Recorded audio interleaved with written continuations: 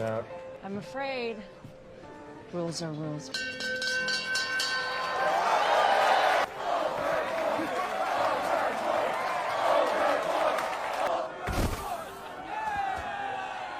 Thanks for the beers. Come back anytime. Ladies and gentlemen, there is a show, though, that did get flipped off yesterday. A big old flip off from the bird, or at least a company that used to be a bird, X. Ladies and gentlemen, Elon Musk canceled Don Lemon's show on X on Don Lemon's first day of the job. The background here is that Don Lemon was fired from CNN. Elon Musk, in his magnanimity, decided to give Don Lemon a show. And, well, predictable. Don Lemon effed it up. And to tell us all about it, ladies and gentlemen, our X expert, ALX, with an X update.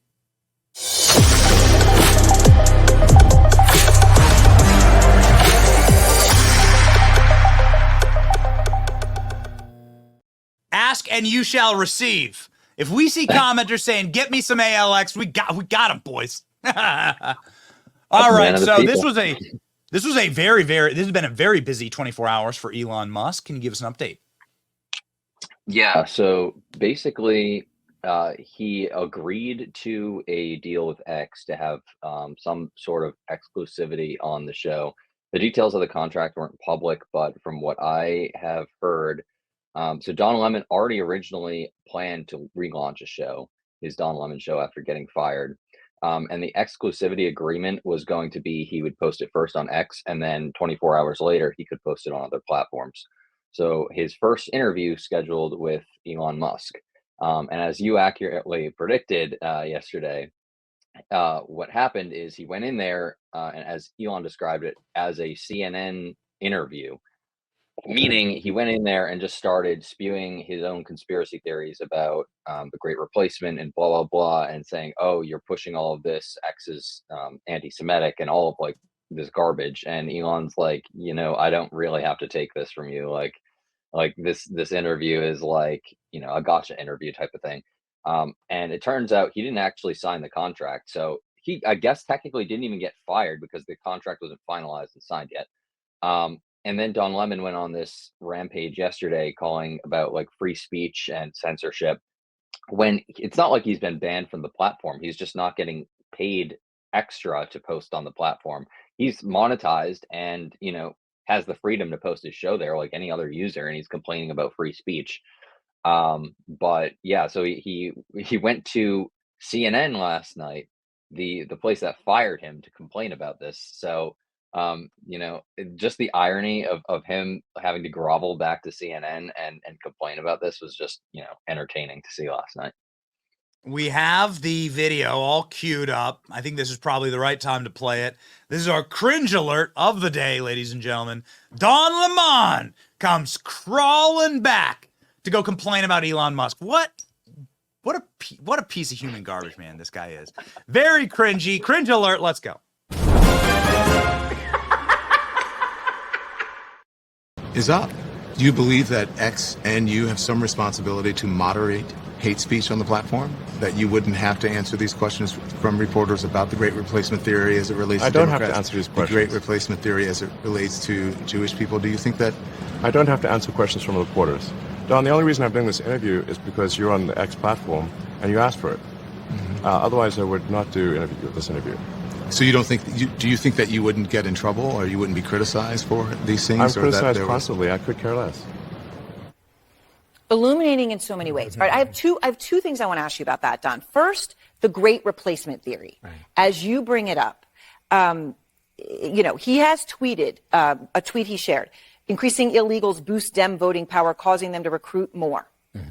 If Dems win President, House, and Senate, they'll grant citizenship to all illegals, and America will become a permanent one-party deep socialist state. Yeah. Right? He has gone there directly.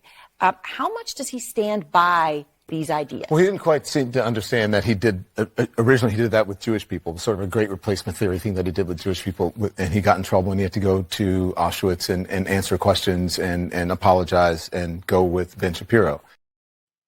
What a smug hat, this guy. Here's Elon responding to you, saying CNN used your interaction. Elon saying, only people walking through airports watch CNN. That's so good for them. Actually, CNN lost that contract, so now airports are... That's what I replied. I said no, no longer do people in airports have to suffer with an article saying that they removed them from the airports. But like, I don't even know what Don Lemon was talking about. The post is about illegal immigrants being counted in the census, and basically my point was it incentivizes Democrats to get illegal immigrants in their district, so they can become more powerful. And Don Lemon is talking about the Great Replacement being something with like Jewish people. Like, it has nothing to do with race. Like, it has to do with illegal immigrants coming into the country and being counted towards people that are elected in our government. And that they have that on screen, and Elon Musk like amplifying it, like saying that has somehow like anti-Semitic or something. But yeah, he went on in that interview to complain about free speech, like I said, and said, Elon Musk doesn't believe in free speech, and I believe that, like, people that disagree with me, that's the type of speech we have to protect the most. But then also, like we just saw, he was calling for more censorship. So I went back and I dug up his reaction to when Donald Trump got banned from Twitter 1.0. And we have that clip. So let's see how he reacted and how pro free speech he was back then. Because people like you and the like carried his water and told lies, allowed the lies to spread. That's why.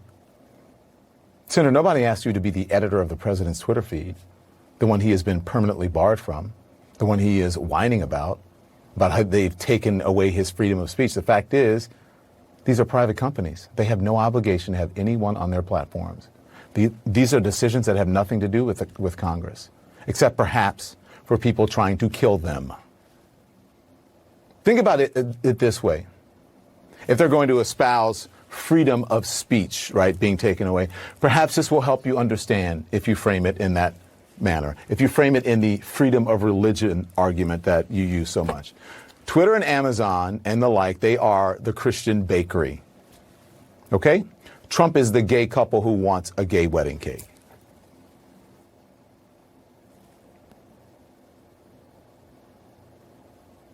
First Amendment. Congress shall make no law respecting an establishment of religion or prohibiting the free exercise thereof, or abridging the freedom of speech or of the press, or the right of the people peaceably to assemble and to petition the government for a redress of grievances. That's what it says. It says nothing about Twitter or social media. The Congress. Don't get it twisted. Stop using that argument. It makes no sense. Oh, it's so hard. Never get me another 60-second Don Lemon clip ever again. This guy, who gave this guy a job?